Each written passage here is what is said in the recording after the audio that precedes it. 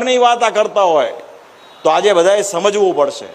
જેટલું જેટલું આપણે શ્રીજી મહારાજના મત અનુસારથી વિપરીત વર્તીએ છીએ ને એટલું આપણને ક્લેશ થાય છે.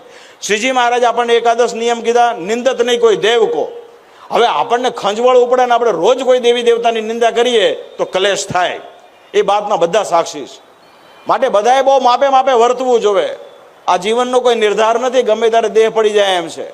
માટે ભલા થઈ જેમ આપણને આપણા સંપ્રદાયની, આપણા ઈષ્ટદેવની, આપણા પરમહંસોની ખુમારી હોય ને એમ અન્ય ધર્મો પરત્વેની પણ ખુમારી એટલે દ્રઢતા એના ભક્તોને હોય, એની પણ સભાનતાપૂર્વક આપણે સમતા રાખવી પડશે.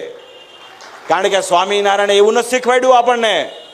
શ્રીજી મહારાજે કીધું અમારા આશ્રિતો જગન્નાથજીનો પ્રસાદ ખાવામાં દોષ નથી, અમારા આશ્રિતો દ્વારકાની યાત્રા કરવી, અમારા આશ્રિતો શિવરાત્રી આદિ ઉત્સવ આવે નહીં કરવી, અમારા આશ્રિતો જન્માષ્ટમીનો વ્રત ઉત્સવ ધામધૂમથી ઉજવવો.